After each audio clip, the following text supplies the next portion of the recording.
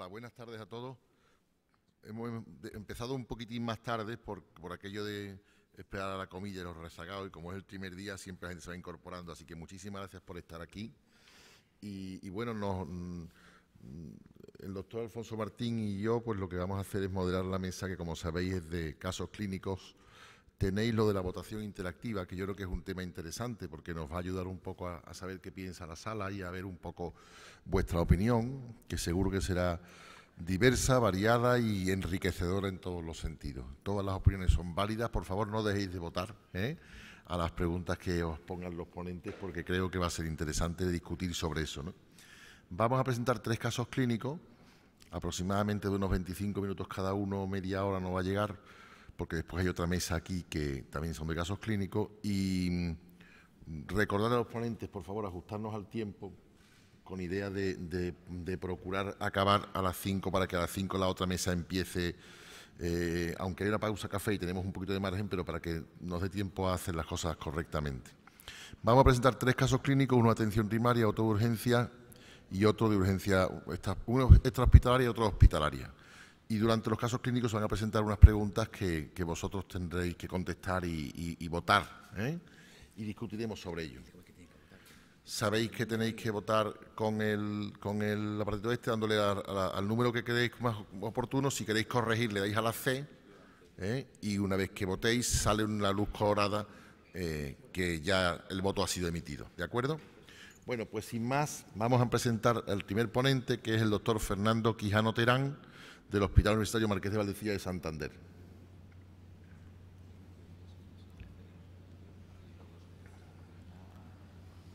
Fernando, ¿vamos?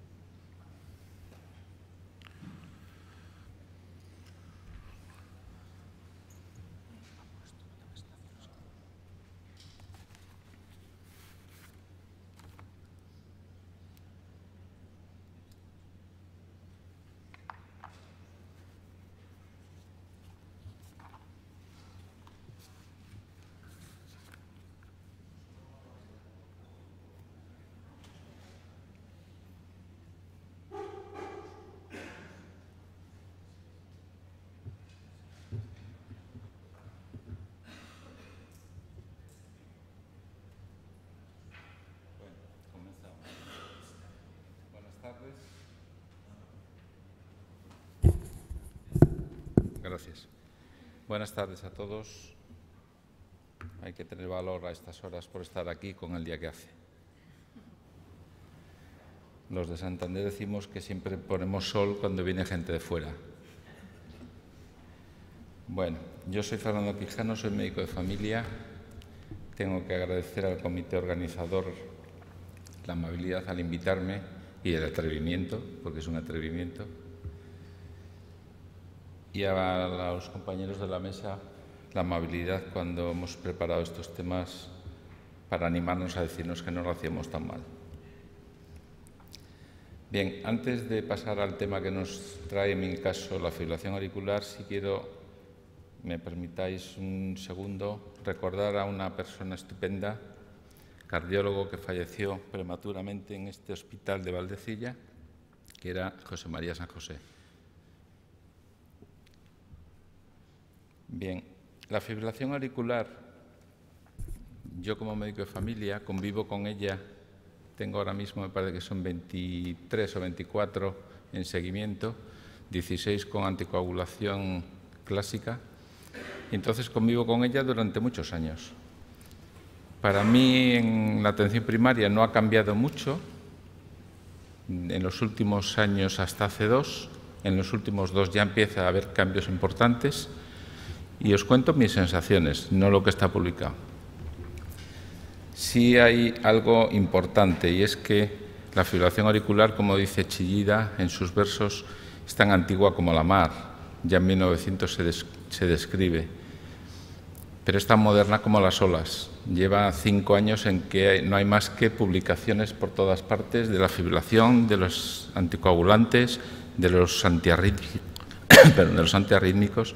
Es decir, está habiendo un debate importante. Y siempre que surge un movimiento científico, la pregunta es ¿por qué? Bueno, pues porque la prevalencia es tremenda y el futuro más tremendo. La fibrilación auricular desde Framingham nos dejó claro que es un problema de salud, digamos, de salud pública, que va asociado a la edad, tiene una alta prevalencia, el 1 al 2% de la población general y más de un 10% en los mayores de 80 años, y estamos envejeciendo a marchas forzadas. Es un predictor independiente de ictus y no os voy a contar las secuelas y las consecuencias de un ictus que todos sabéis. Y luego tiene asociada una alta morbimortalidad. Entonces, la importancia que tiene el problema de la fibrilación radica precisamente en estas tres características. La prevalencia, la alta prevalencia, que hoy en día lo podemos considerar una epidemia cardiovascular, hay autores que así la definen, porque va unida a la edad. Como la próstata es cuestión de edad, la fibrilación auricular también. Es un padecimiento que adquiere carácter de cronicidad y tiene una gran relación con factores de riesgo vascular y con otras patologías asociadas sistémicas. Sí recordar que más del 10% en mayores de 80 años padecen fibrilación auricular. Aumenta el riesgo de ictus 5 veces y aumenta el riesgo de mortalidad 2 veces en la población con fibrilación auricular. Por supuesto, el número de ingresos hospitalarios es tremendo. De hecho, es la causa de ingreso hospitalario cardiológico más frecuente. Las consecuencias son las derivaciones de la fibrilación auricular. Después de todo este campo, que parece un poquito abrumador, viene Paco con la rebaja y quiero recordar que la fibrilación auricular, 1 o 2 de cada 10 actúan como lobos. Debutan muchas veces con las complicaciones o surgen grandes complicaciones, pero 8 a 9 de cada 10 tienen una evolución de corderos. Y esto es importante cuando hablemos con nuestros pacientes. Luego lo sacaremos de nuevo. Bien, es la arritmia estable más frecuente del mundo, ya lo hemos dicho. Afecta en Europa a 6 millones de individuos, en España más de 350.000 personas. Yo en concreto tengo 22 y tengo 1.480 pacientes en mi consulta y creo que cumplo la media. Afecta un poco más a hombres que mujeres y ingresos hospitalarios, como ahí está referido, es la causa más frecuente, de causa cardiológica. El 17% de los ictus que ingresan tienen una fibrilación auricular de base y tristemente no todos iban como debían ir anticoagulados. Es más, menos de la mitad. Por fin llegamos a las dos grandes directrices. La arritmia relacionada con la edad y la arritmia relacionada con comorbilidades. ¿A dónde nos lleva esto? Desde el punto de vista de atención primaria, yo como médico de familia lo veo siempre con el grado de la disfunción que produce en un paciente. Nosotros ya, entre nosotros en el centro, solemos decir que ya no vemos pacientes, vemos disfuncionalidades, y más con el tipo de pacientes que van creciendo en edad. Vamos a hablar del lobo y el cordero que antes os comenté. Los profesionales, por lo menos a nuestro nivel en primaria, tenemos que tener muchísimo cuidado con el mensaje que damos cuando aparece un diagnóstico que yo creo que todos habéis manejado una vez. Tiene usted que pincharse insulina, se lo dices a un diabético y tienes que tener muchísimo cuidado porque igual te tira encima la jeringuilla, ¿no? Bueno, pues con una fibrilación auricular hay que tener mucho cuidado para decir las cosas como son, pero sin dramatizarlas, porque estamos diciendo a una persona que probablemente hoy, cambiará dentro de poco, pero hoy es una enfermedad crónica y probablemente va a tener que estar sometido a tratamientos muy peliagudos y también probablemente va a tener que estar sometido a controles muy puñeteros. Pero hay que decírselo de manera que consigamos que se adhiera al tratamiento y que se implique en su enfermedad. Lo digo porque el índice INR que todos conocéis, que es un desastre teóricamente, según todos los estudios, tiene mucho que ver con esa implicación inicial y con una adherencia especial que adquieran ese tipo de pacientes. Por eso nosotros en nuestro nivel creemos que es fundamental esa fase, tanto como el diagnóstico. Bien, decíamos antes que 1 o 2 de cada 10 actúan como lobos. Bien, ¿por qué? Porque debutan o aparecen a lo largo de los primeros tiempos de su fibrilación las temidas complicaciones, o aparece el ictus, o aparece la insuficiencia cardíaca congestiva, o aparece la taquimiocardiopatía, que también es otro problema secundario a la fibrilación. Pero 8 o 9 de cada 10 actúan como corderos, es decir, tienen su evolución, alrededor de los 50 años debutan, tienen sus crisis paroxísticas, van y vienen, otros 2 años que sí que no, hasta que se establece una permanente. Y evolucionan con muy poco riesgo más de ictus y de mortalidad que la población general en un gran porcentaje de ellos. Incluso muchos son asintomáticos, cosa muy importante a la hora de la detección. La importancia del problema, pues, viene derivado de que son gente en edad muy frágil, son cada vez más y tienen unas comorbilidades importantes. La fibrilación auricular, como huevo, como gallina, permitirme esas expresiones. No son mías, obviamente, es de un cardiólogo que siempre las usa en sus charlas y a mí me quedó grabado. Dice, es que la fibrilación, por lo menos en mi época, y ya veis la cantidad de pelo que tengo, la fibrilación auricular era algo secundario a una estenosis mitral. Siempre que había un mitral, buscaba la estenosis. Bueno, pues hay fibrilaciones auriculares en las que no se demuestra ninguna cardiopatía de base. Y esas fibrilaciones auriculares, cuando evolucionan y aparece una miocardiopatía dilatada secundaria a la taquimio que decíamos antes, si se hace una reversión de la fibrilación auricular con las técnicas modernas, ablación, etc., a los 6 meses te encuentras que han revertido las miocardiopatías dilatadas hasta en un 30%. Es decir, estamos cambiando el huevo por la gallina o la gallina por el huevo.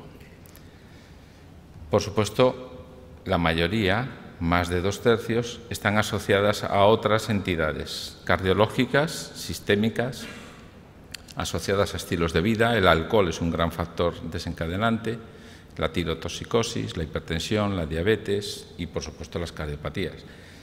Ahí tenéis una serie de datos de porcentajes de unión. 58% de las fibrilaciones están en hipertensos, el 22% en diabéticos. Y hay un 47% de cardiopatía estructural en las fibrilaciones. ¿Esto para qué nos sirve? Pues para que cada vez que veamos un caso de estos busquemos la fibrilación. Y se puede buscar de una manera muy sencilla, simplemente tomando el pulso. Si yo tomo el pulso y veo una serie de características, me va a dar tufillo a fibrilación. Bueno, pues tendré que hacer un electro, ¿de acuerdo? El caso clínico que os traigo es, como dice ahí, pluripatología. Es una obviedad. Es raro que en primaria no haya pluripatologías, muy raro. ¿Por qué? Porque 2/3 de las consultas son en gente mayor de 60 años. Francisca es una mujer de 77 años, ama de casa, con una autonomía aceptablemente buena hasta hace un año, en que se vio muy limitada su funcionalidad para las actividades básicas de la vida diaria, debido a sus padecimientos de salud fundamentalmente reumatológicos. No se conoce alérgica medicamentosa y no tiene hábitos tóxicos, nulípara. Entre sus antecedentes destacan la hipertensión arterial, la diabetes mellitus tipo 2 muy leve, tan leve que no necesita medicación expresa, sino simplemente dieta, una dislipemia, una pielonefritis crónica, una púrpura de Solnit-Henoch, polimialgia reumática diagnosticada hace 2 años y medio y una osteoporosis con aplastamiento vertebral secundaria. En el ingreso, durante el tiempo que ingresó por su polimialgia para estudio vasculítico, hizo una hemorragia digestiva baja en la que se encontró por colonoscopia 2 pólipos que fueron extirpados, eran adenomatosos tubulares de menos de 1 centímetro. Tuvo una pleuritis izquierda a los 30 años y fue intervenida de apendicectomía y quistectomía ovárica. En el 2001, en la anamnesis dirigida, presentaba un episodio aislado de taquicardia supraventricular que fue tratada con bisoprolol y se controló. Estudio cardiológico en 2004, dado un dolor torácico nocturno con clínica ergométrica negativa, y en el electro no había datos de cardiopatía estructural, no había hipertrofias ni otras alteraciones, estaba en ritmo sinusal. Tenía una calcificación callado aórtico y tenía un índice cardiotorácico límite. En el 2011 hizo un episodio de taquicardia a una frecuencia de 100 por minuto. En el electro apareció una taquiarritmia sinusal con ondas P y algún PR variable y QRS estrecho. Se añadió bisoprolol al onidipino que tenía de tratamiento para su hipertensión y se controló. Y el tratamiento actual es bisoprolol, anodipino, indapamida, atorvastatina, metilprednisolona por su fenómeno reumatológico, polimiálgico, carbonato cálcico de vitamina D, omeprazol y teriparatida para su osteoporosis. 4 días antes de venir a consulta presentaba un cuadro respiratorio vírico, que es el que nos comenta cuando viene a la consulta, viene andando, vive a 50 metros de la consulta del centro de salud, tiene una pequeña cuesta para llegar y llegó bastante apurada. Presenta disnea de pequeños esfuerzos hasta ser de reposo en el último día, con ortopnea y DPN. Tiene edemas maleolares y enfacies, con palpitaciones. Refiere palpitaciones ocasionales sin dolor torácico, fiebre, síntomas urinarios, digestivos o un proceso reumatológicamente activo, y nos declara su preocupación y un malestar inespecífico. La exploración física nos demuestra que está consciente, orientada, tiene una pálida cutánea habitual en ella, no adenopatías ni bocio, tiene una temperatura de 37,3, unas yugulares ingurgitadas, una frecuencia respiratoria de 24 por minuto, una tensión arterial de 140/100 y una frecuencia cardíaca de 90/100, rítmico salvo ocasional extra al pulso. En auscultación presenta taquicardia, parece rítmica aunque algún latido aparece extra, no tiene tercer ruido y no se aprecian claros soplos. Crepitantes en la auscultación pulmonar bilaterales, basales bilaterales, y no se aprecia hepatomegalia palpable ni ascitis. Edemas en pretibiales y maleolares, sin signos de TVP, y pulsos débiles con una saturación del 94%. Se deciden pruebas complementarias, se plantea hacer un electro sobre la marcha en el centro, se le pone un diurético furosemida intramuscular, una ampolla, y se plantea hacer una serie de analíticas de estudio que obviamente serían hechas en otro nivel, puesto que no había disposición en el centro para hacerlas. Queremos hacer analítica de sangre, hemograma, bioquímica, una prueba de imagen y valorar la posibilidad de un eco una vez que hemos visto el electro. Ya vamos adelantando algo. Perdón. La analítica, os pongo arriba la analítica que tenía reciente, de un mes antes, en la que ya había una leucocitosis y una anemia, y al ingreso la derivamos al hospital, tiene una crona de 10 minutos, estaba con el diagnóstico de insuficiencia cardíaca, descompensación hidrópica y una taquicardia prefibrilatoria. Ahora vemos el electro. La mandamos al hospital, ingresa con esa analítica que veis, en la que está todo dentro de un orden, filtrado glomerular normal, no tiene insuficiencia renal, la glucosa 146 destaca, creatinina normal y tiene una leucocitosis con una desviación izquierda importante y su anemia un poquito más pronunciada que la anterior. Tiene una velocidad elevada, tenía 73, perdón que se ha borrado, no lo... Tiene una procalcitonina elevada, sugestivo de algún proceso inflamatorio infeccioso bacteriano grave, y en orina es negativo el elemental y sedimento. El electro en el centro nos da un eje de 0 grados con un bloqueo de la subdivisión anterior y una taquicardia sinusal con extrasistolia que en el final de la tira de ritmo nos daba la impresión de bigeminar. Tiene una frecuencia aproximada de 120 por minuto y nos sugiere un contexto prefibrilatorio. Ingresa en urgencias a los 20 minutos aproximadamente en fibrilación auricular a 130 por minuto con su bloqueo de la subdivisión. La radiografía de tórax en urgencias, al ingresar, aunque es de mala calidad, presenta una cardiomegalia y signos de una insuficiencia cardíaca con dudoso derrame. Bien, es una fibrilación auricular en el electro que veremos a continuación. Es una situación de descompensación cardíaca y es, en definitiva, una taquicardia supraventricular del tipo fibrilación. Se identifica por su desorganización eléctrica. Yo siempre digo que la fibrilación es el anárquico de la aurícula. Casi nunca encuentras un orden establecido. La línea R base suele desaparecer y los QRS suelen ser estrechos a lo que haya un bloqueo asociado. Las ondas P desaparecen y aparecen esas F pequeñitas y a veces ni eso. Genera un deterioro de la función cardíaca. En el fondo el gasto cardíaco está en compromiso. El llenado ventricular es inefectivo. Bueno, no es muy buena calidad. El electro de arriba es el que se realizó en el centro de salud.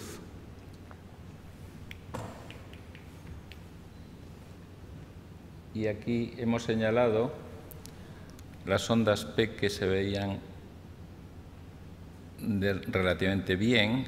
Aparece un extra y luego hay el ritmo que decíamos bigeminismos. Esta mujer con una hipoxia probable, bueno, 94%, con febrícula y con signos de una infección pulmonar, no es raro que tenga este electro y que además nos presumamos que sea prefibrilatorio, así están descritos. El electro inferior obviamente es el de ingreso en el que ya hay una fibrilación auricular manifiesta.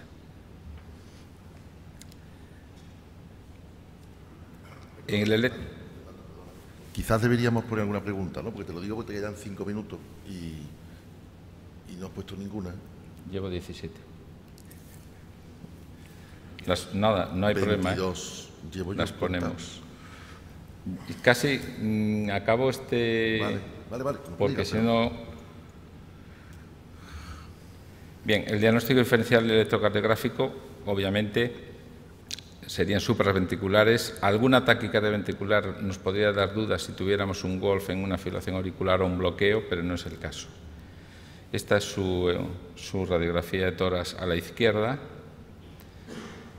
y comparativamente la de 2011, en la que su índice cardiotorácico ya estaba en el límite, pasando desapercibido en los informes. Bien, el eco que se pidió desde la unidad de alta resolución de urgencias aparecía una dilatación auricular izquierda moderada, el ventrículo izquierdo con una hipertrofia ventricular izquierda concéntrica no muy importante, función sistólica conservada, ventrículo derecho de tamaño y función normal y una válvula mitral abundante calcio en el anillo posterior que generaba una insuficiencia mitral moderada severa. En definitiva, resumiendo los hechos destacables de este caso, es una mujer de 77 años, sedentaria, con factores de riesgo con morbilidades asociadas, con un primer episodio de fibrilación auricular, con una insuficiencia mitral y con factores precipitantes probablemente infecciosos respiratorios y con una aurícula izquierda dilatada y una insuficiencia mitral moderada severa con ligera hipertrofia ventricular. Es una fibrilación auricular con una cardiopatía, una enfermedad cardíaca subyacente y con factores precipitantes. De entrada nos planteamos cómo tratarlo. Primero, obviamente, estabilizar. Lo primero, lo que manda. Si está hemodinámicamente estable o no está. Si estuviera inestable, obviamente, nos exige una cardioversión eléctrica inmediata. Y luego evaluar los factores causales y tratarlos si son reversibles y el riesgo de embolismo, que a nuestro nivel es lo primero. Esta mujer está con riesgo de embolismo, ahora lo veremos. Si aplicamos el CHAS-2 a nivel nuestro es el más habitual, el CHAS-BAX se utiliza también por mucha gente y a nivel hospitalario más quizás, y el HAS-BLED de riesgo de sangrado. Tenía un riesgo 4 del CHAS y 5 del CHAS-VAS y un 3 del sangrado. ¿Qué se hizo? Digital. Se aplicó una digitalización, se aumentó el bisoprolol, se inició la anticoagulación y con los 2-3 primeros días heparina cálcica cada 12 horas hasta conseguir un INR entre 2 y 3. Se dio diuréticos de tipo furosemida y revirtió antes de 24 horas a sinusal. Se dio de alta antes de 36 horas con antibioterapia empírica y el resto de tratamiento que ahí vemos. Se ha hecho un tratamiento orientado a la vida activa o sedentaria con un episodio de fibrilación auricular y una cardiopatía estructural con factores precipitantes. ¿Qué tratamiento se va a llevar y que voy a seguir durante mucho tiempo? Anticoagulante, digital y beta bloqueante. Es una mujer sedentaria. Si fuera activa, probablemente el beta bloqueante le pondríamos en primer lugar. La valoración del riesgo trombótico a nuestro nivel es lo primero que haríamos controlando la frecuencia. Estoy hablando de primaria. El control de ritmo frente al control de la frecuencia no ha demostrado en los muchos estudios que se han publicado diferencias en cuanto a sus consecuencias de mortalidad, ictus, etc. Lo único que parece es que el control de ritmo mejora la capacidad de resistencia al ejercicio. Y a nuestro nivel, insisto, explicar, implicar y adherir al paciente. Derivarlo al servicio de urgencias si hay inestabilidad hemodinámica, si hay síncopes, si son muy sintomáticos y precisan disminuir la frecuencia de manera urgente. Y a cardiología, a completar estudios, jóvenes, fibrilación auricular en jóvenes, pacientes de difícil clasificación, sospecha de disfunción sistólica o de enfermedad valvular, existencia de una precipitación o una toma de decisiones sobre la estrategia a tomar de control de ritmo o control de frecuencia. Bien, y como habéis venido con sol y no veis las olas, yo os las traigo aquí. Son las múltiples formas de presentarse las fibrilaciones auriculares. La primera vez suelen ser espectaculares, como las del Palacio de la Magdalena. La paroxística es como suelen verse a veces, pero a veces te las cuentan y cuando vas a buscarlas ya no están. La persistente y esta noche, si tenéis suerte, igual veis la permanente crónica con buena frecuencia ventricular. Y pondremos las preguntillas. Vamos a ver.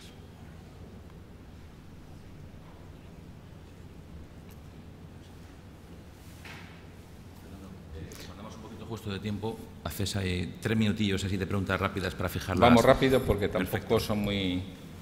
Bien, la primera pregunta es que nos digáis qué respuesta es cierta respecto a la arritmia que no es considerada un predisponente a la fibrilación auricular.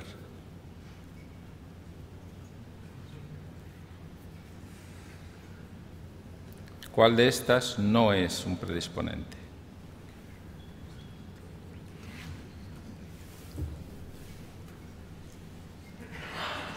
¿Ya?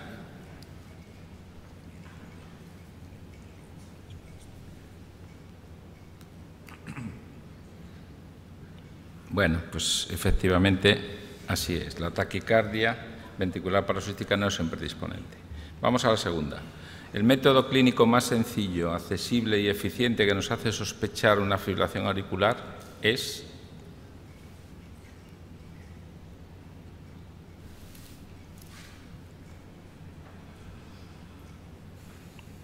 ¿Ya?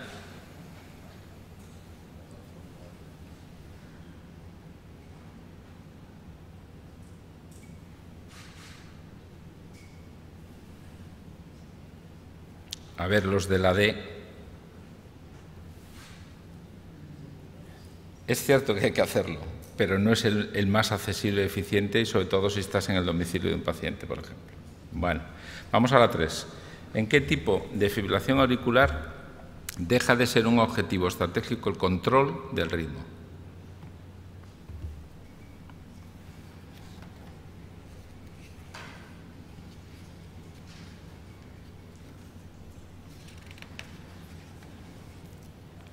¿Ya?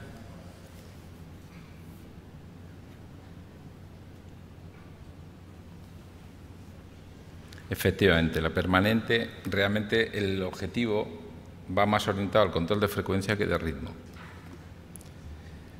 La cuarta, hemos hablado de lobos y corderos mucho hoy.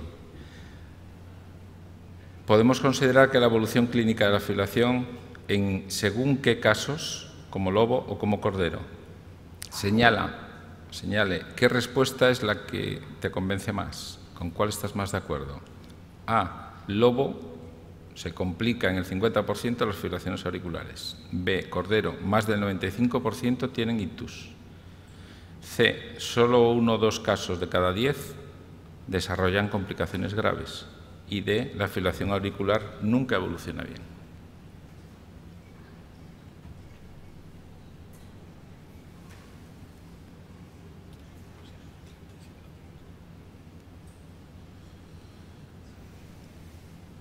¿Ya? Esta está muy reciente, la habéis oído hace poquito. Muy bien, efectivamente. Solo 1 o 2 desarrollan complicaciones graves. Y la última. ¿Cuál de estas es cierta para la indicación del control del ritmo? La indicación mejor para el control del ritmo es en fibrilación auricular persistente, en un individuo de menos de 55 años, en una fibrilación que lleve menos de 3 meses, o todas son ciertas.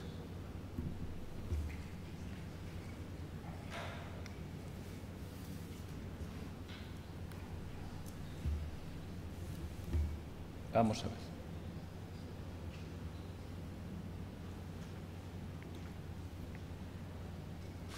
Efectivamente, todas son ciertas. Las 3 son el caso Chipé para realizar el control de ritmo. Muy bien, pues muchas gracias. Dejamos ya las preguntas finiquitadas.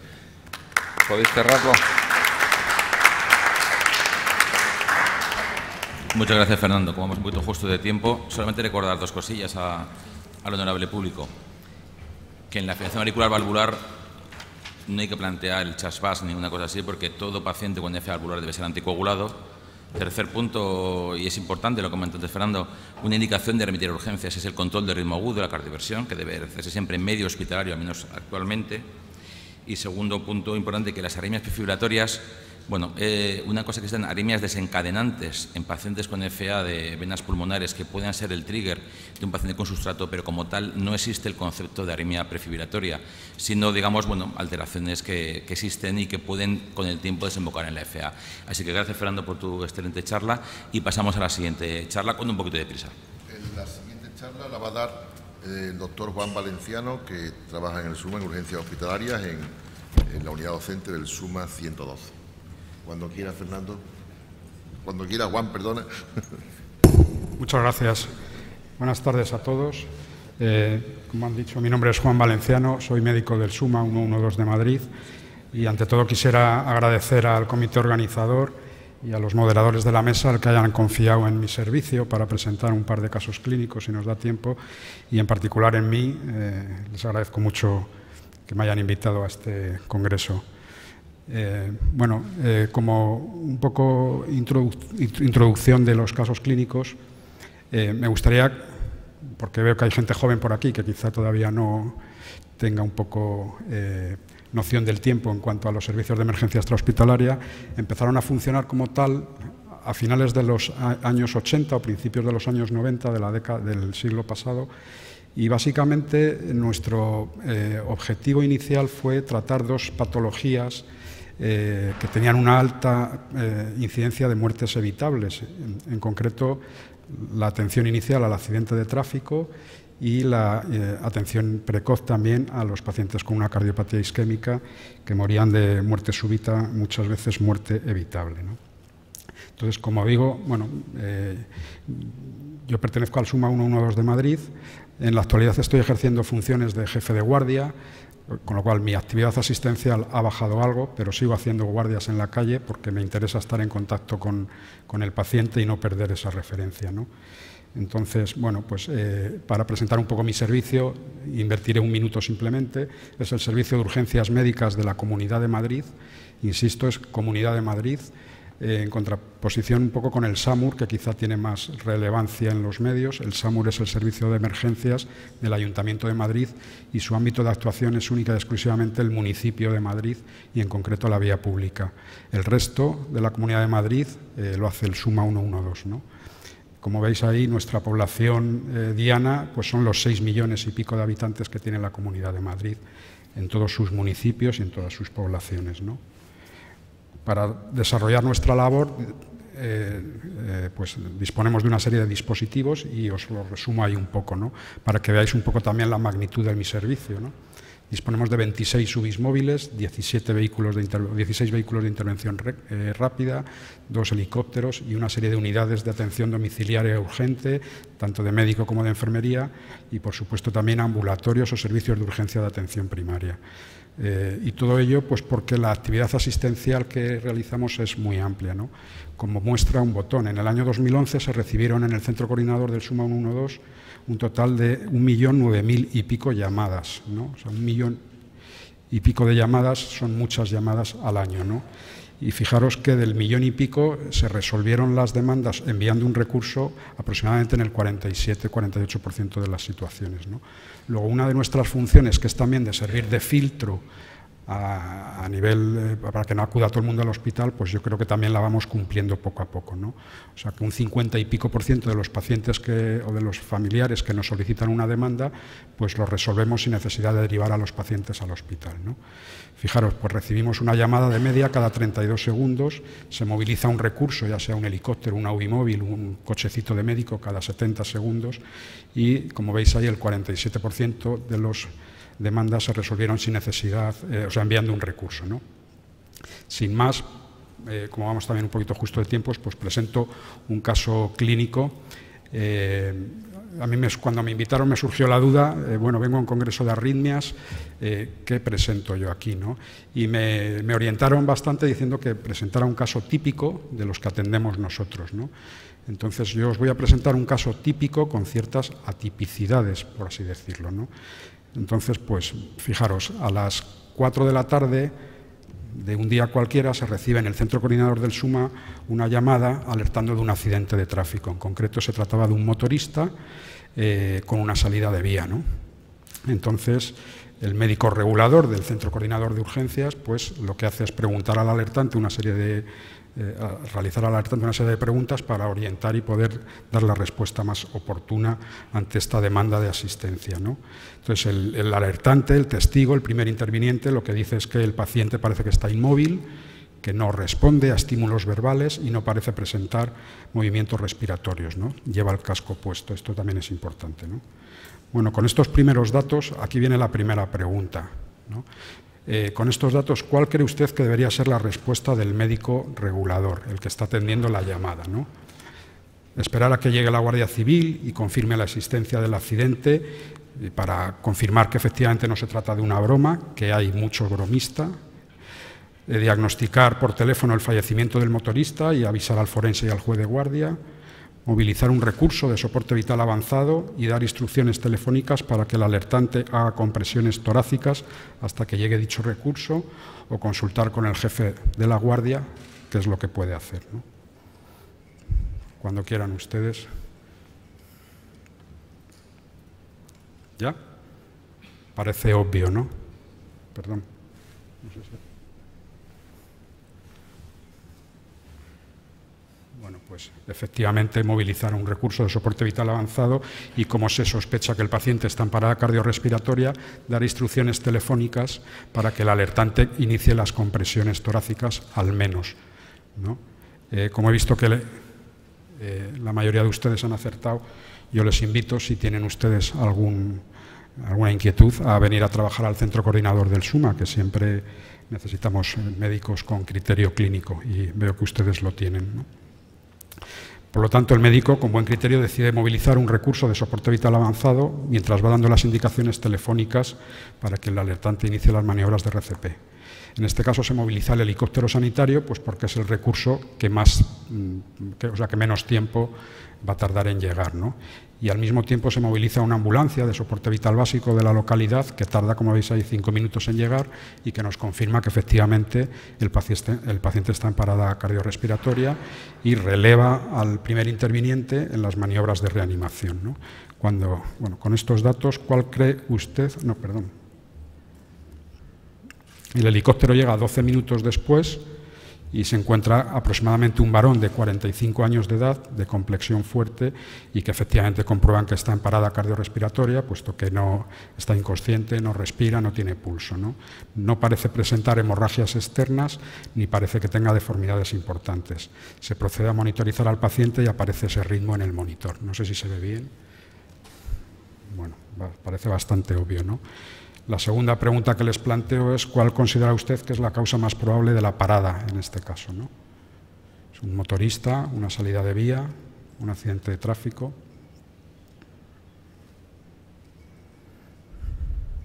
Bien,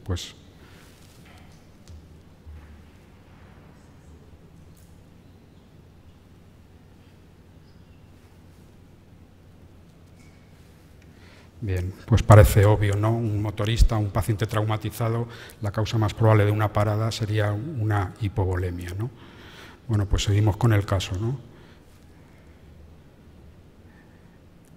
Ante esta situación, con ese ritmo inicial de parada, ¿cuál cree usted que debería ser la actitud del equipo del helicóptero?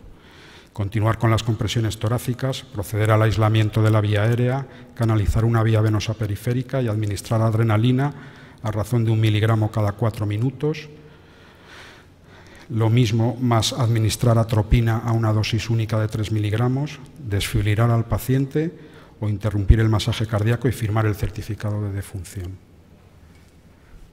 Tenemos un motorista accidentado que cuando se lo monitoriza está en asistolia.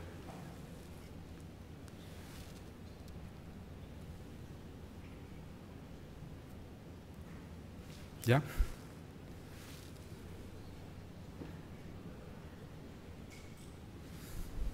La respuesta, pues muy bien. Tenía una pregunta un poquito trampa, porque incluyo ahí la atropina, que como sabéis en las últimas recomendaciones, en los ritmos no desfibrilables, se ha suprimido ya, ¿no? Y os recuerdo y os traigo aquí el algoritmo de reanimación cardiopulmonar vigente hasta ahora mismo con las recomendaciones del 2010. Como veis, nos encontramos ante un ritmo no desfibrilable y lo que hay que hacer es simplemente maniobras de reanimación cardiopulmonar, interrumpirlas cada 2 minutos para volver a evaluar el ritmo y mientras se está dando masaje, pues se pueden hacer otras intervenciones como el aislamiento de la vía aérea, canalizar vía, administrar fármacos, etcétera, ¿no? Bueno, pues tras la intubación del paciente y la administración de 2 dosis de adrenalina, pues es decir, que han pasado aproximadamente 8 minutos, se objetiva un cambio en el electrocardiograma. Vemos que el paciente cambia su ritmo en el monitor, ¿no? Entonces, ante este cambio, ¿qué actitud debería tomar el médico del helicóptero? Continuar con el masaje y administrar más adrenalina, desfibrilar con 200 julios y administrar 300 miligramos de amiodarona e inmediatamente después continuar las compresiones torácicas, administrar cristaloides a altas dosis ante la sospecha de hipovolemia severa o desfibrilar con 200 julios y reanudar inmediatamente las compresiones torácicas.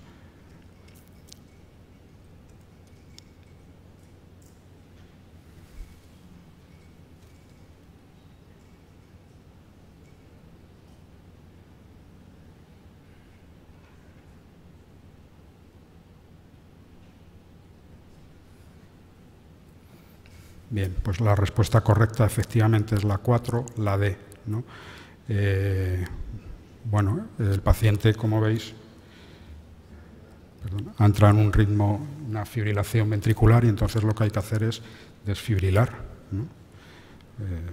Volvemos a poner, si queréis, el algoritmo. Y veis que los ritmos desfibrilables, lo que hay que hacer es desfibrilar e inmediatamente después de la desfibrilación pues habrá que continuar con el masaje, etcétera. Pero cuando veamos un ritmo desfibrilable en el monitor, el tratamiento efectivo desde luego es administrar un choque. En cuanto a la amiodarona, las recomendaciones dicen que hay que administrarla en fibrilaciones ventriculares que son refractarias o resistentes y se consideran como tal cuando por lo menos se ha desfibrilado 3 veces. Por lo tanto, la primera dosis de amiodarona no se administrará hasta después de la tercera desfibrilación.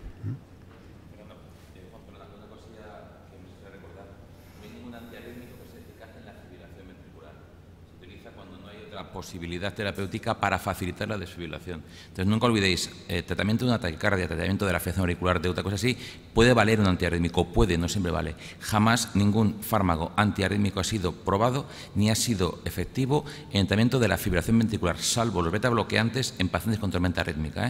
Eso es un concepto que debe salir como el de fiebre y soplo endocarditis. Sí, bueno, efectivamente en RCP no hay ninguna recomendación clase 1, claramente, salvo el masaje y la desfibrilación. Todo lo demás se supone, todo lo demás que está en las recomendaciones se supone que le hace bien al paciente, pero no está absolutamente demostrado, ni tan siquiera la adrenalina se puede considerar que es un fármaco clase 1.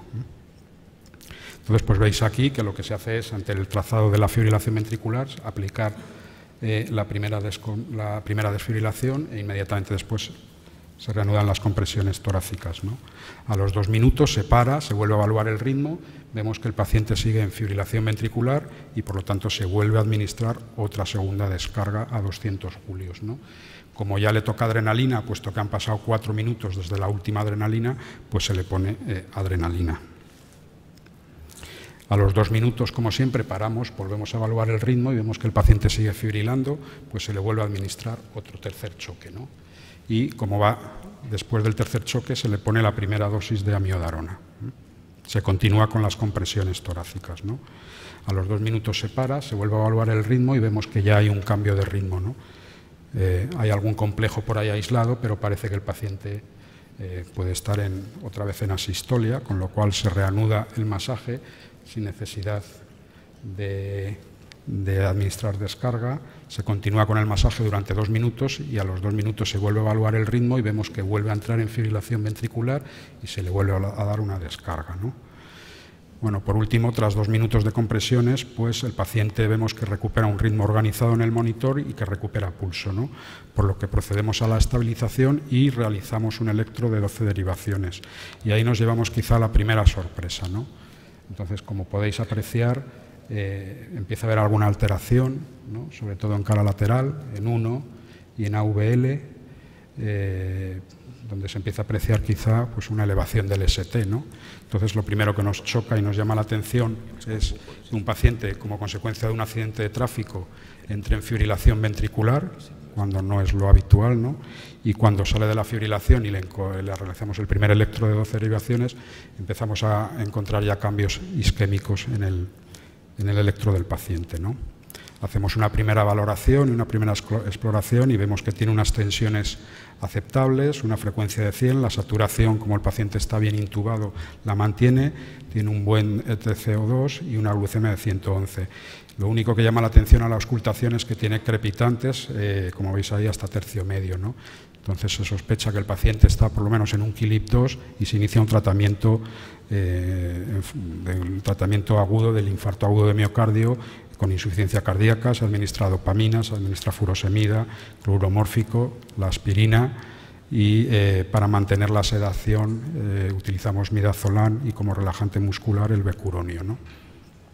Volvemos a hacer un segundo electro antes de meter al paciente en el helicóptero y vemos que ya los cambios isquémicos pues van siendo más llamativos, ¿no? Fijaros que ahora ya aparecen también prácticamente en toda la cara anterior, ¿no?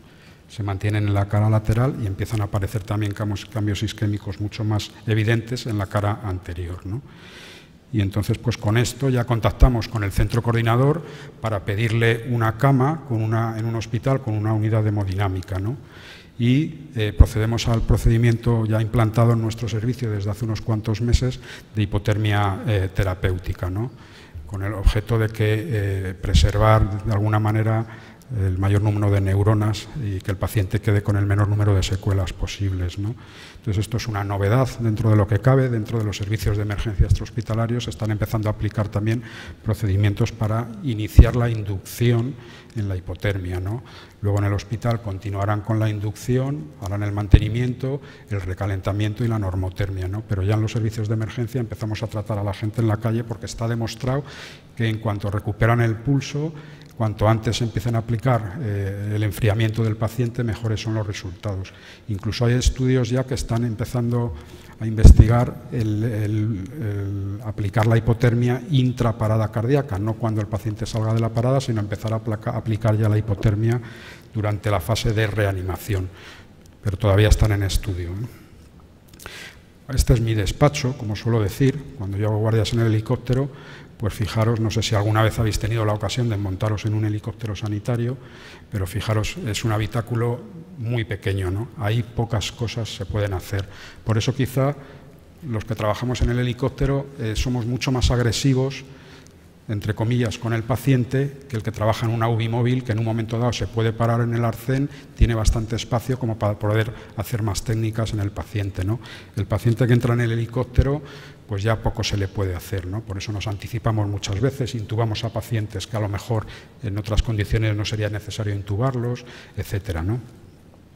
Entonces, pues iniciamos el vuelo, nos dan hospital de referencia, iniciamos el vuelo con el paciente y durante el vuelo observamos en el monitor un nuevo cambio. Vemos que el paciente vuelve a fibrilar, ¿no? Y ahora yo les planteo una pregunta. ¿Qué hacemos, no? Estamos volando, un paciente durante el vuelo presenta una fibrilación, un nuevo episodio de fibrilación ventricular. Entonces, comunicar la incidencia al comandante de la aeronave y solicitar que tome tierra lo antes posible para proceder a la desfibrilación, o comunicar la incidencia al comandante y esperar su autorización para poder desfibrilar en vuelo, continuar hasta el hospital de destino haciendo compresiones torácicas y una vez allí desfibrilar al paciente, o desviar el vuelo hacia el Instituto Anatómico Forense.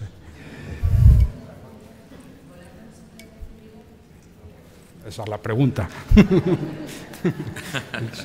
Esa es la pregunta.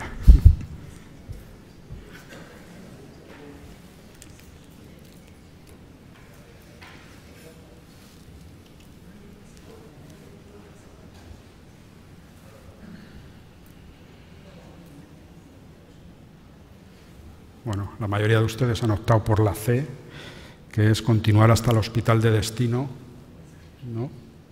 Perdón. Continuar hasta el hospital de destino haciendo compresiones torácicas y una vez allí desfibrilar al paciente, ¿no? ¿Ustedes creen que ahí se puede dar compresiones torácicas? ¿Alguien se puede poner de pie ahí y empezar a hacer compresiones torácicas?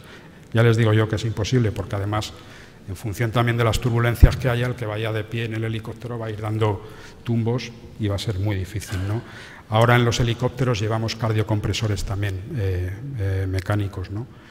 Pero lo que se hace en este caso es pedir la autorización del comandante y cuando nos la dé, porque en el helicóptero el que manda es el comandante, cuando nos la dé procederemos a desfibrilar en vuelo.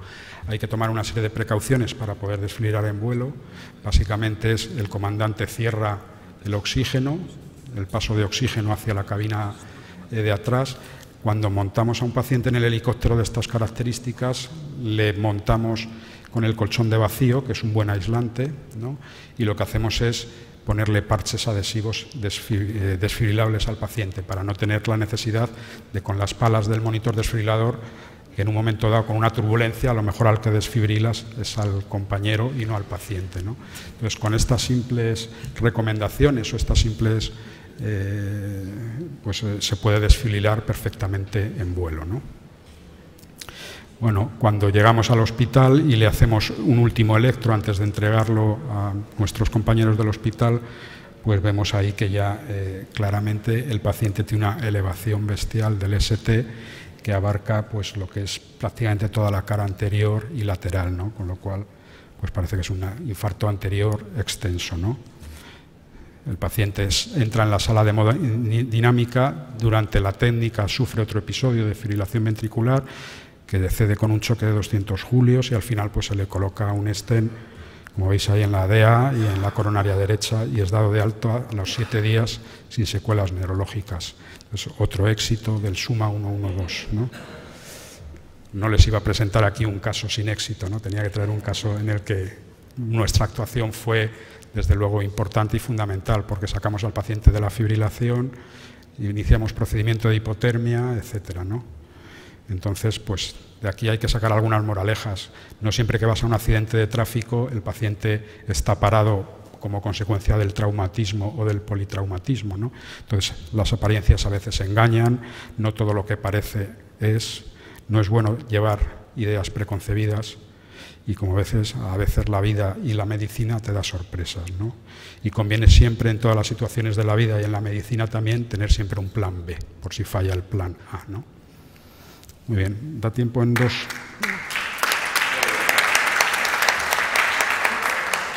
Juan, una pregunta que te quería hacer. Cuando tienes una sospecha de un síndrome coronario agudo, ¿perdón? Y tenéis una sospecha de un síndrome coronario agudo, como parece que fue el caso, ¿no?, del compañero que lo atendió ya un poco por encima, ¿no?, antes de llegar al helicóptero, ¿hacéis algún tipo de profilaxis de arritmias ventriculares sistemáticamente o seguís con el protocolo de RCP de un modo sistemático? Profilaxis, bueno, en este caso en concreto le habíamos puesto ya los 300 miligramos de amiodarona intraparada, ¿no? Pero yo creo que profilaxis... te preguntaba si habitualmente, no en este caso, que era muy claro, si tenéis en vuestro armamentario terapéutico algún hueco para la lidocaína. Bueno, como profilaxis, no. Como profilaxis, no. Un paciente que presente alguna taquicardia ventricular sostenida y tal, pues quizás si la lidocaína quizás sea preferible a la amiodarona o... No sé si vas por ahí tu pregunta, ¿no? Sí, iba porque antiguamente en el síndrome coronario agudo sí existía el famoso trabajo de Josep Burgada, ¿no?, que comentaba que el tratamiento, el único lugar que daba para la lidocaína hoy en día era el tratamiento de las taquicardias ventriculares monomorfas sostenidas en el síndrome coronario agudo. Y tu caso es precioso porque la gente que tiene un síndrome coronario agudo no hace taquicardias ventriculares. ¿Por qué? Porque es una arritmia de cicatriz. Hace fibrilaciones ventriculares y hace taquicardias helicoidales, ¿no? Entonces me parece que es perfectísimo el ejemplo para pensar que en el síndrome coronario agudo lo que hay que pensar es en la energía, en la desfibrilación y nunca en los fármacos. O sea, es un caso perfecto. Enhorabuena, Juan, magnífico, ¿eh?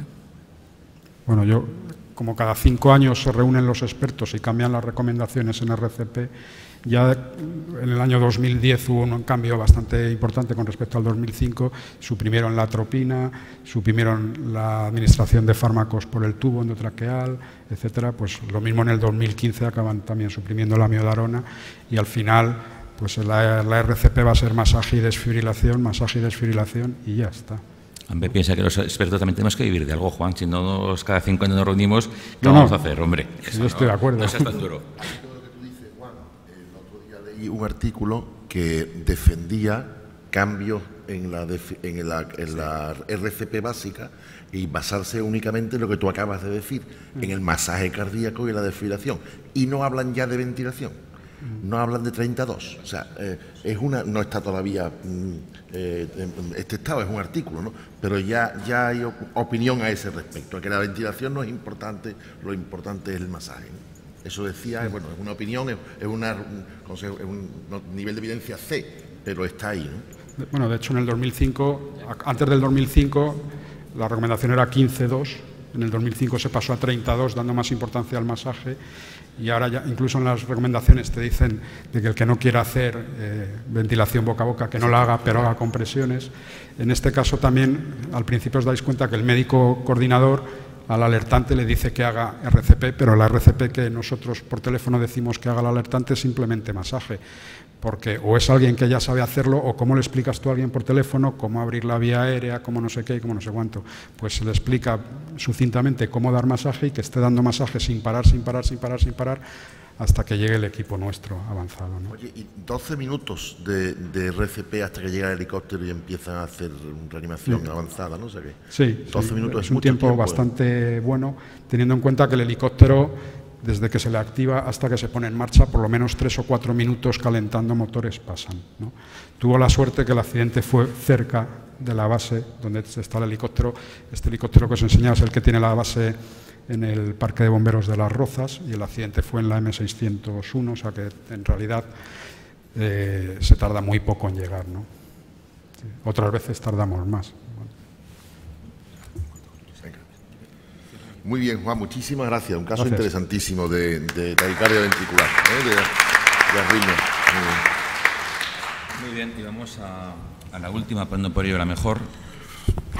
El caso de la urgencia hospitalaria es la doctora Coral Suero Méndez, que es vocal de la sección de arritmias de la SEMES y médico del Hospital Universitario Carlos Saya, que nos va a hablar un poquito de qué se puede hacer con casos de arritmias urgentes en la urgencia de un hospital. Coral. Bueno, buenas tardes a todos. Como ya ha dicho el doctor Martín, me llamo Coral Suero y soy médico de familia, pero trabajo como médico de urgencias en un área hospitalaria. Quiero agradecer pues, tanto al comité organizador del Congreso como a los doctores Barón y Martín pues, el haberme invitado a presentar este caso clínico. Y espero que os resulte de tanto interés como el que acabamos de ver. El nuestro, pues como yo trabajo dentro del hospital, pues parte del interior del hospital, no parte de la calle. Pero nuestro paciente no viene asistido por la prehospitalaria, sino que se trata de un paciente que entra en la puerta de urgencias y en una noche intempestiva en la que los únicos que están ahora mismo en la puerta de urgencias son los residentes, puesto que los adjuntos hemos decidido descansar un poquito, y se les presenta un varón de 65 años que consulta pues, por un cuadro de mareo con sensación de palpitaciones, que dice que llevará aproximadamente entre una cosa y otra unas 4 horas de evolución, son aproximadamente las 6-7 de la mañana, está amaneciendo. El paciente dice que no ha tenido antecedentes de episodios similares y que trae una leve molestia centrotorácica, pero vamos, no muy grave, puesto que viene de estar pues, parte de la noche, es un pescador y ha estado pues, con su cañita al lado de la playa intentando coger algún pescadillo. Sin embargo, cuando le historian un poquito, los residentes de la puerta, pues entre los antecedentes personales descubren que tiene una hipertensión, que tiene una dislipemia, es un diabético tipo 2 y entre sus antecedentes pues les cuenta que además tuvo en su momento, hace unos 4 años, un infarto, pero del que quedó muy bien, puesto que el tratamiento en su momento pues se le hizo una angioplastia, se le colocó un stent, la fracción de eyección no quedó muy bien, quedó con un 25% según ecografía, ecocardiograma, pero bueno, que desde eso no ha vuelto a tener episodios y que él se encuentra bastante bien, pero que esta noche que se ha empezado a encontrar regular y antes de irse a su casa con su caña de pescar decide pasar por el hospital para ver qué le decimos. Los residentes de la puerta, que en ese momento pues están el residente de trauma, el de cirugía y un internista, los 3 R1, pues deciden hacerle un electro y en cuanto ven el electro, pues sobre todo el de la bata blanca dice: a mí esto me suena muy mal, yo creo que vamos a ir para adentro al box de críticos porque a mí este electro me suena un poco raro.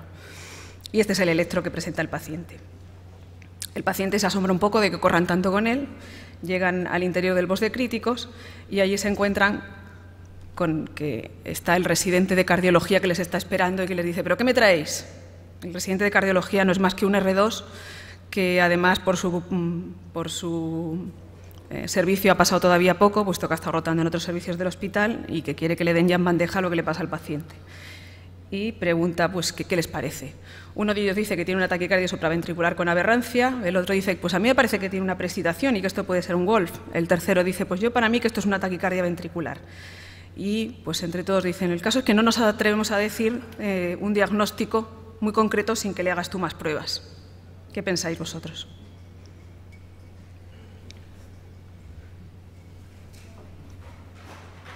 ¿Ya?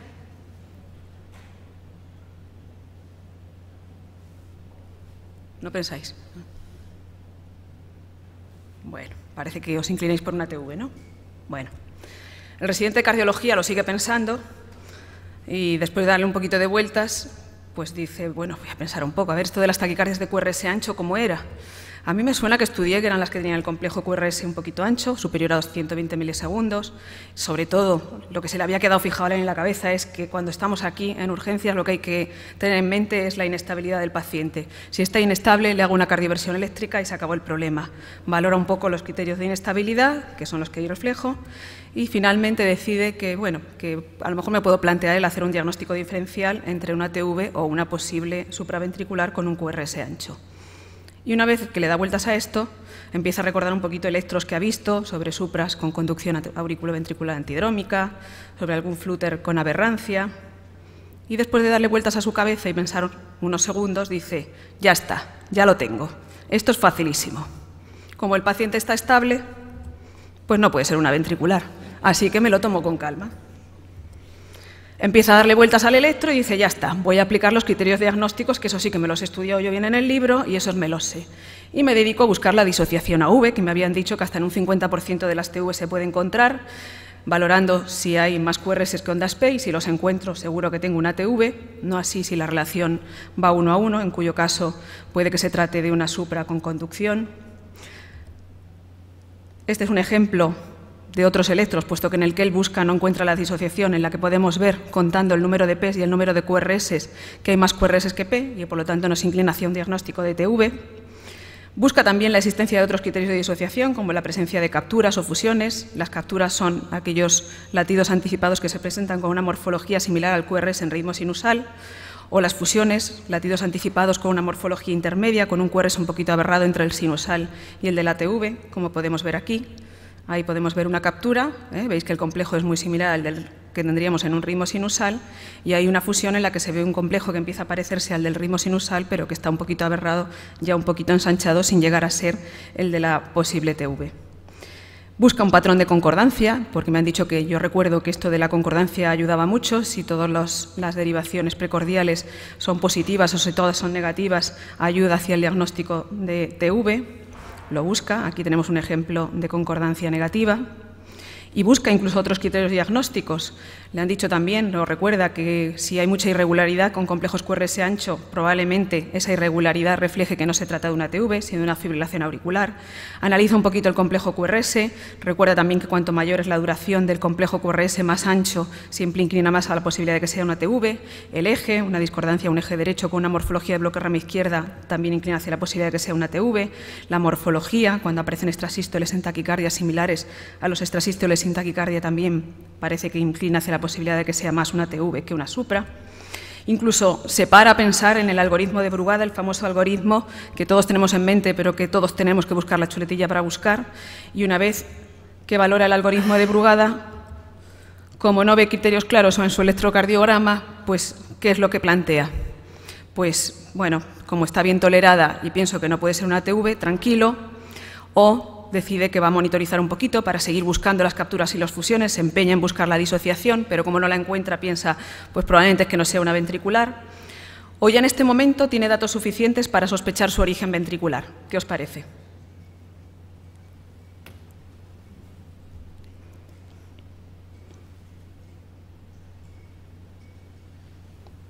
¿Hay respuestas? Bueno, muy bien, perfecto. Veo que os lo sabéis. Como resultado de tanta espera y tanto mirar los electros y tanto buscar disociaciones, capturas, fusiones, concordancias y pasada del algoritmo de Brugada, resulta que el paciente, mientras tanto, que estaba muy bien y esperando que sus médicos le digan qué es lo que le pasa y le pongan un tratamiento, de repente deja de hablar y entra en fibrilación ventricular. Y el residente de cardiología empieza a correr porque es el momento en el que ya tiene clarísimo qué es lo que ha pasado. ¿Qué es lo que ha pasado? A la residente de cardiología, protesto, nada más. No voy a poner a un residente de familia. Ya he dicho que es un R1 que todavía no ha pasado por su servicio. Bueno, como bien habéis dicho, el 100%, lo cual me agrada mucho, teníamos ya datos más que suficientes para sospechar que el origen era ventricular. ¿Cuáles han sido los errores? En este caso ha habido varios.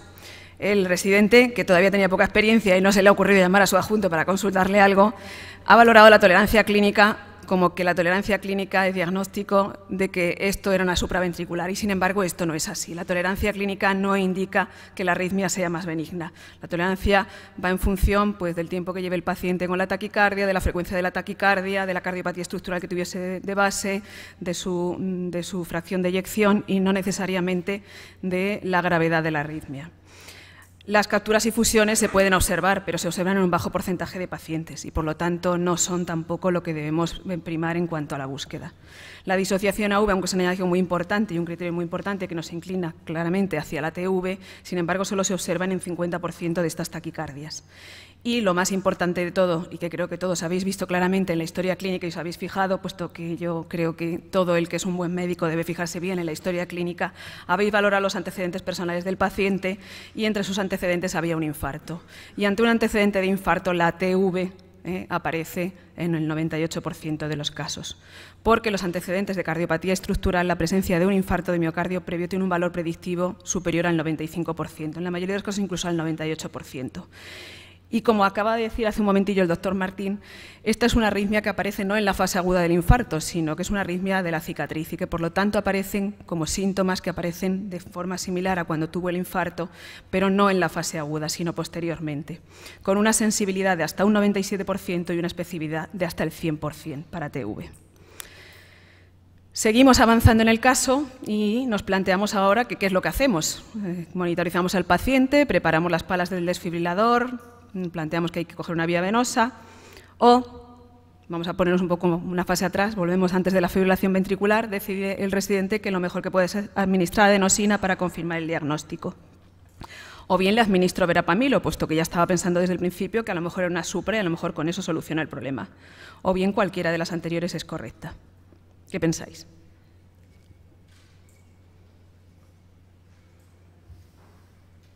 Aunque pone 1 y 2 abajo, es 3 y 4, como comprenderéis. ¿Ya?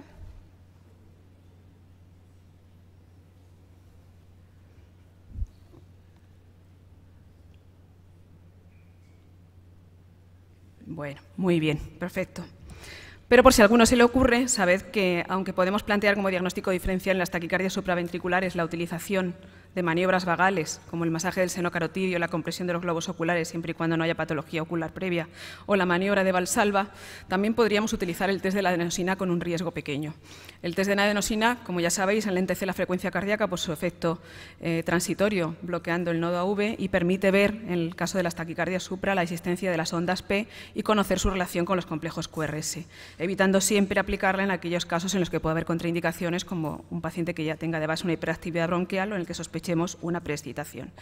En algunos casos, incluso una TV puede resolverse mediante el test de la adenosina, pero son pocas excepciones. En nuestro caso, el residente decide que, como pensaba además que era una supra, pues le pone a verapamilo, porque así ya lo va a resolver del tirón y para qué vamos a hacer experimentos intermedios. Le pongo verapamilo y acabo ya. Le controlo un poquito la frecuencia, seguro que se frena y con eso conseguimos resolver la situación. Pero el resultado que obtenemos es el que veis aquí. Quede claro, y lo dicen muy claro las guías, que el verapamilo intravenoso no solo es ineficaz en la mayoría de las TV, sino que además su efecto puede ser deletéreo por un empeoramiento de la fracción de eyección, por un aumento de la vasodilatación y, por lo tanto, un aumento de la descarga adrenérgica que empeora la situación basal del paciente. Por lo tanto, debe ser proscrito en toda taquicardia de QRS ancho. ¿Cuál hubiera sido en este caso el tratamiento más correcto? Venga, animaos.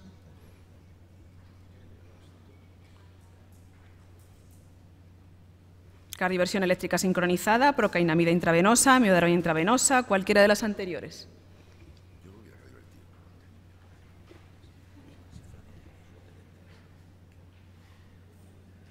Bueno, me alegra, me alegra mucho esto que acabo de ver. La mayoría de muchos de los compañeros con los que yo trabajo pues dirían, pues amiodarona, que vale para todo, ya está. Pues no. En este caso nos podemos plantear perfectamente la cardioversión eléctrica sincronizada y resolver una situación que, como hemos dicho antes, es una situación que, aunque tiene una cierta tolerancia en el paciente, puede convertirse en crítica en cualquier momento. Hacemos la cardioversión eléctrica, como habéis dicho vosotros, y por lo que veis aquí solucionamos el problema.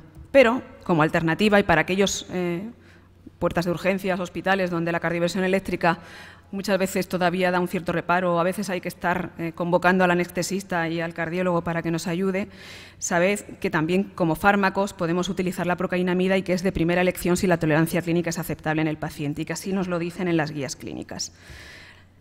La procainamida, utilizada de forma intravenosa, acaba resolviendo también la situación, al igual que lo hacíamos con la cardioversión eléctrica. La procainamida, recordad simplemente que su dosis es de 10 miligramos por kilo, que puede producir también un cierto ensanchamiento del QRS y la prolongación del QT, por lo tanto hay que monitorizar mientras se aplica, que se debe tener cuidado y está contraindicada en situaciones de shock cardiogénico, miastenia grave y algún grado de bloqueo. Y recordad también que en algunos hay guías y hay artículos en los que habla de que si hay disfunción ventricular severa es preferible utilizar la amiodarona. Esto queda desechado desde la realización en los servicios de urgencias del estudio Procamio, en el que se comparó la amiodarona y la procainamida, y se descubrió que en los pacientes en los que aplicamos en estas situaciones la procainamida no ha habido ningún problema de disfunción ventricular severa que se haya empeorado por la aplicación del fármaco. Por último, recordar que las taquicardias de QRS ancho, por lo tanto, son ventriculares mientras no se demuestre lo contrario, que el electrocardiograma no siempre nos da el diagnóstico, que no pasa nada por tratarla como TV si luego es una taquicardia supraventricular, y que sí, en cambio, puede haber problemas si es una taquicardia ventricular y administramos un fármaco como el verapamilo u otros fármacos que pueden empeorar la situación del paciente.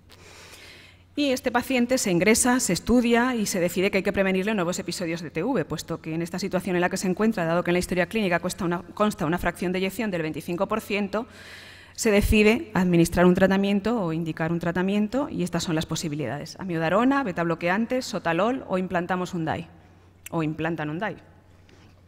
¿Cuál pensáis? Venga, ánimo. ¿Ya?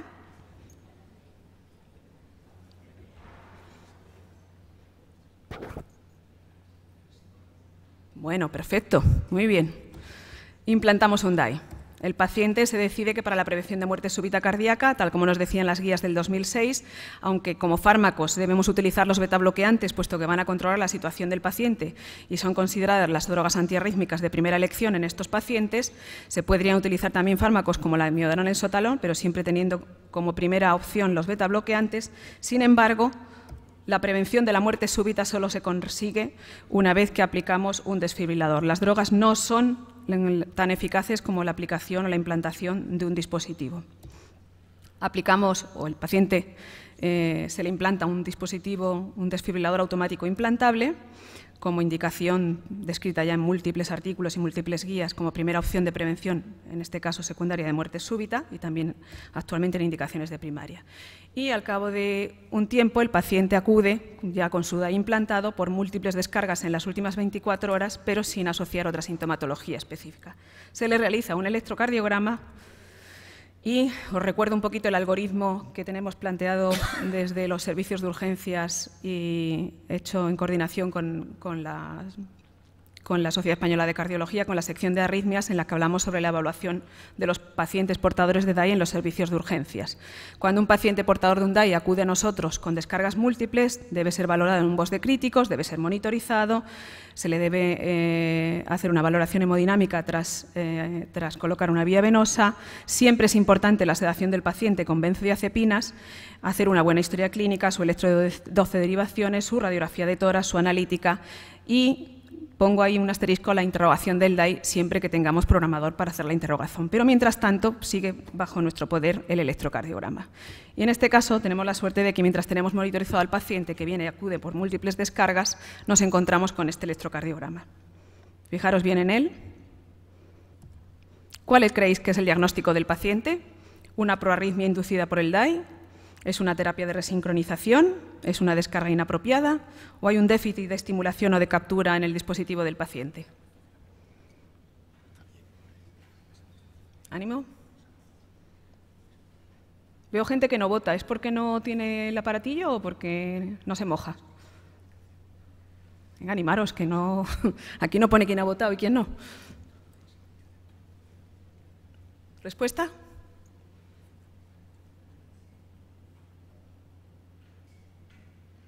Bueno, decís que es una descarga inapropiada. Muy bien. ¿Por qué? ¿Alguien que quiera decirme por qué ha sido? ¿Se anima alguno? ¿Nacho? ¿Qué te ha parecido? Una FA. Muy bien, exactamente.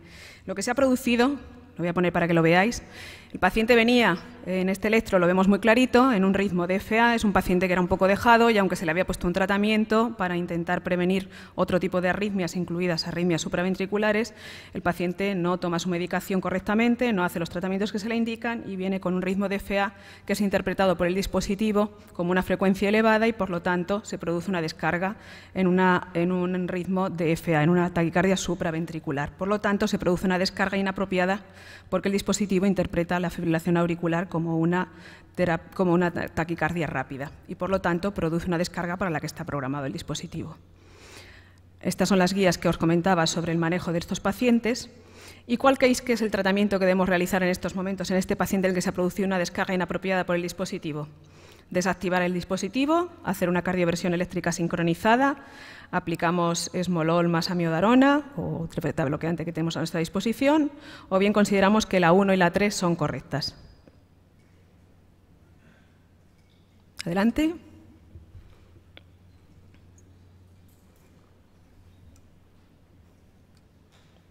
Ánimo. ¿Ya?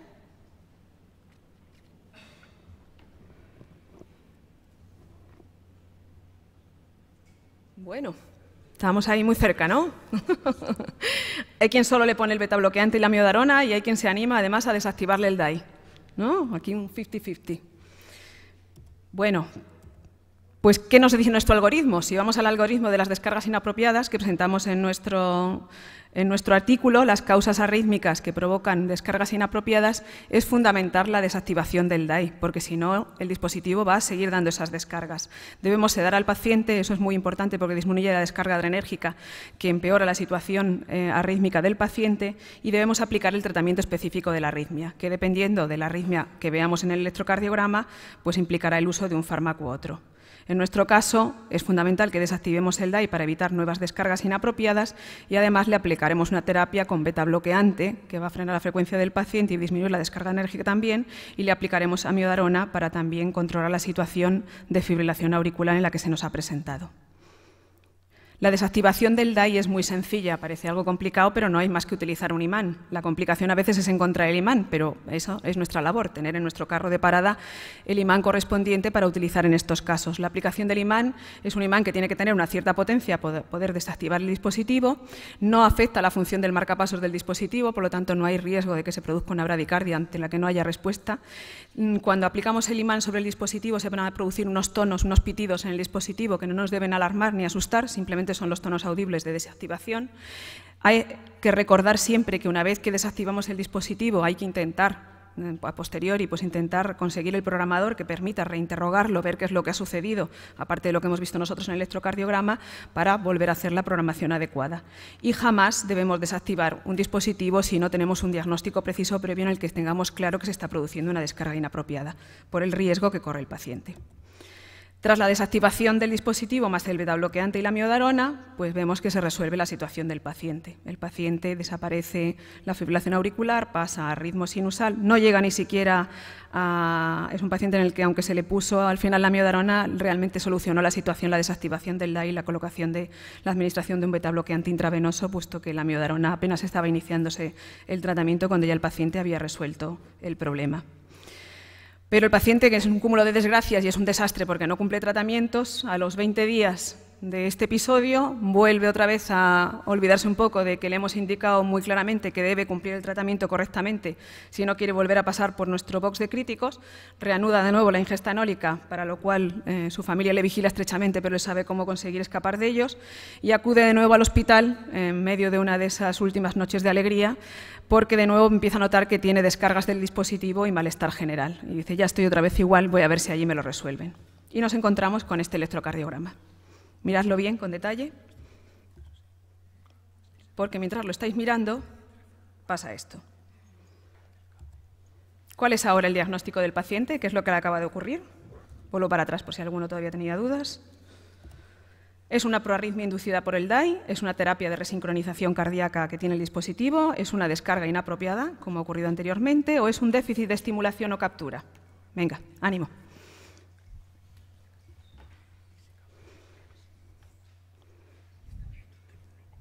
¿Ya?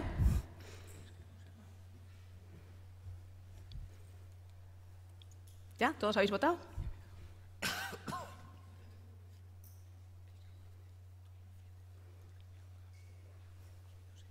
Bueno, perfecto. Yo creo que de aquí pasáis el examen de acreditación de este caso.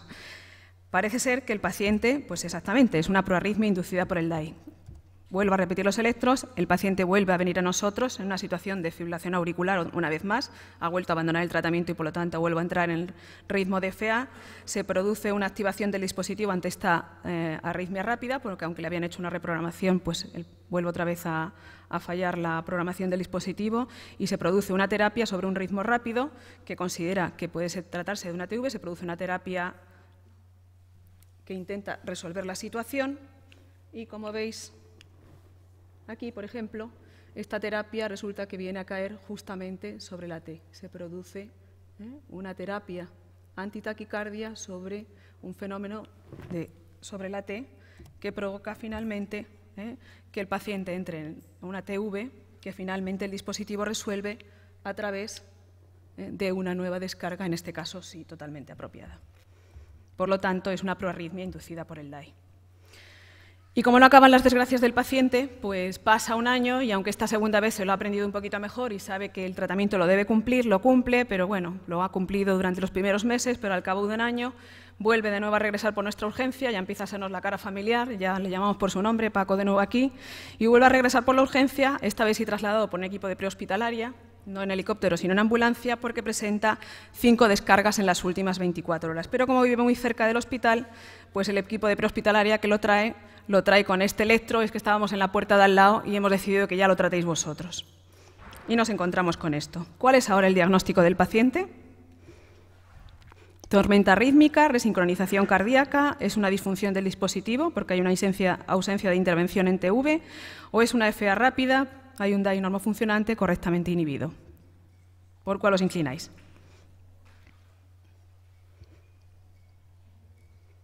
Ánimo. ¿Vota alguien o no vota nadie?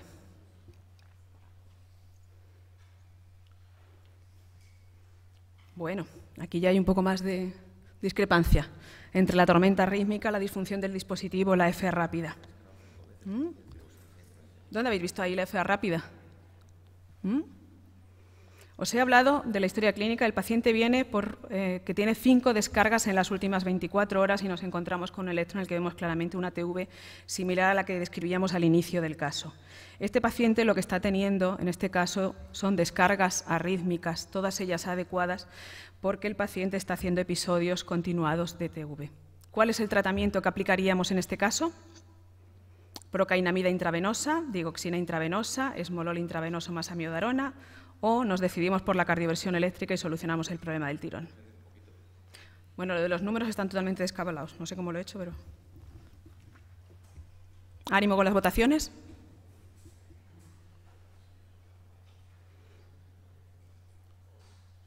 ¿Os volvéis a inclinar por la electricidad? ¿Aplicamos fármacos? Bueno, veo que lo de la electricidad aquí es lo más grande.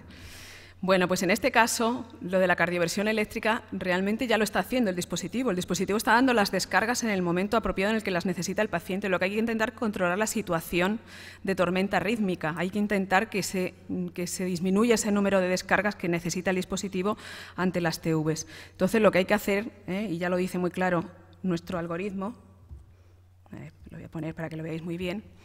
Aunque tenemos que utilizar, monitorizando al paciente, lo mismo que he comentado antes, una sedación profunda del paciente con benzodiazepinas, que es muy efectiva porque disminuye la descarga adrenérgica, la utilización de los fármacos betabloqueantes intravenosos como el esmolol y la utilización de fármacos intravenosos que controlen la situación arrítmica del paciente como la amiodarona ayudan a disminuir esa tormenta rítmica, esos episodios de TV continuados del paciente en los que la descarga del dispositivo se produce de manera adecuada, puesto que son episodios para los cuales está programado el dispositivo. Y además, corremos el riesgo de que si no hacemos un tratamiento adecuado, el DAI, el desfibrilador, está programado para producir una serie de terapias y una serie de descargas hasta un número, tiene un número limitado.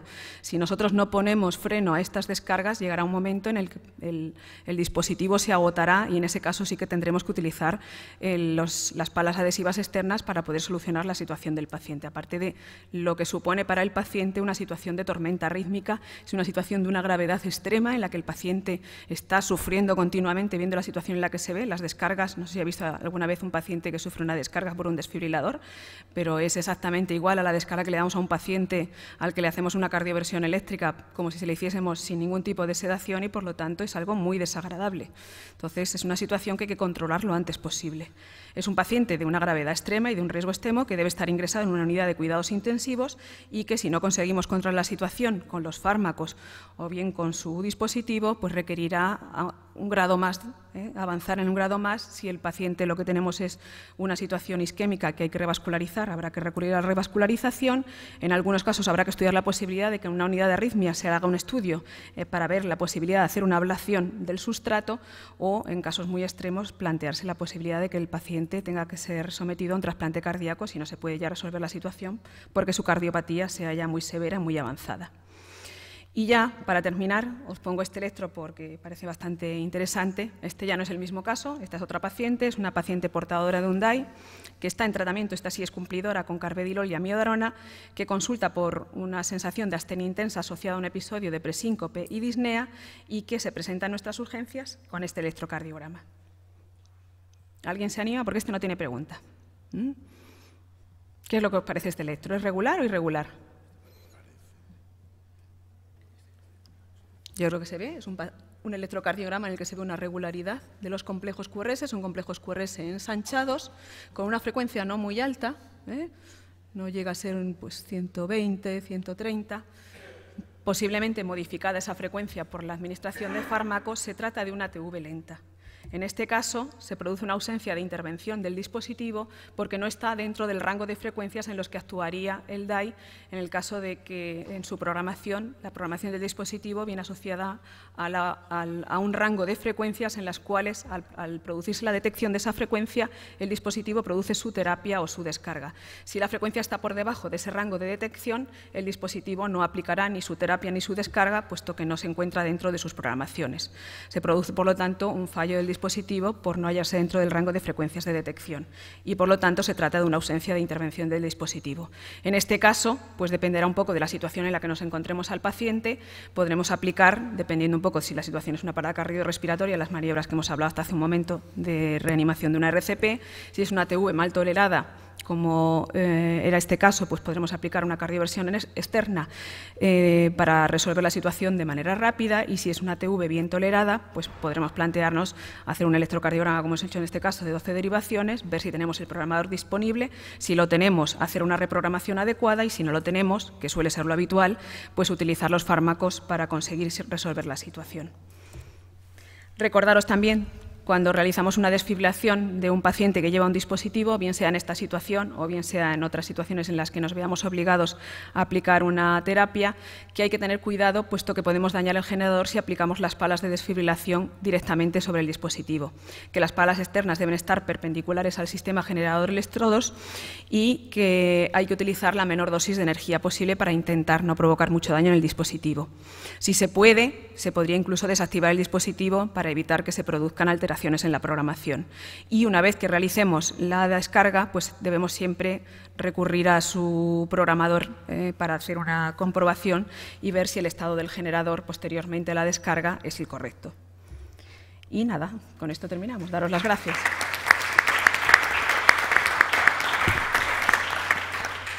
Muchísimas gracias, Coral. Ha sido un caso interesantísimo. Yo resaltar, porque me parece que es muy importante lo que tú has dicho, que es la presencia de cardiopatía estructural, sobre todo un infarto con una disfunción ventricular, que tú has dicho moderada, pero que era del 25%, severa. Que es una disfunción ventricular severa, como factor indudable para valorar que una taquicardia de QRS ancho o una taquicardia ventricular.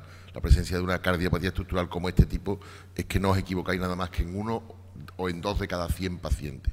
Y, por supuesto, si os equivocáis no pasa nada porque el tratamiento siempre va a servir. O sea que adelante con este diagnóstico, con este criterio, que es muy, muy, muy interesante. Muchas gracias, Coral. Gracias.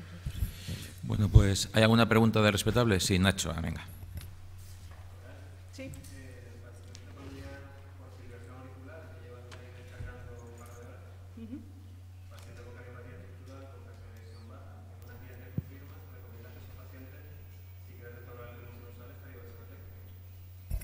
Sí, pero no olvides que se trata de un DAI monocameral que está descargando en ventrículo y como tiene una suelta de catecolaminas, una vez que el paciente es cardiovertido vuelve a entrar. Con lo cual, tú no estás tratando la arritmia, estás evitando que el paciente vuelva a entrar en FA. O sea, ese es el sutil... Este paciente es un paciente real que tomaba mucho alcohol, que como sabéis, en la gente que bebéis alcohol, porque yo no lo pruebo nunca, produce descargas adrenérgicas. El paciente, además, el dolor hace que tenga más descarga adrenérgica. A este paciente de urgencia no se le sedó, ni se puso en benzodiazepinas. Y lo único que sabe el DAI es un criterio de morfología, de frecuencia. Los DAIs bicamerales y tricamerales ahora tienen algoritmos de detección de disociación AV, con lo cual pueden diferenciar mejor una FA de una TV. Pero este es de los antiguos, este es un caso del año 80 y muchísimos, 90 y pocos, de los primeros DAIs que se pusieron en Madrid. ¿Y qué es lo que pasa con ese paciente? Tú tienes un paciente en el cual le estás cardiovertiendo, claro que el paciente vuelve a sinusal y vuelve a entrar inmediatamente en FA por las estadísticas que produce en la descarga enérgica.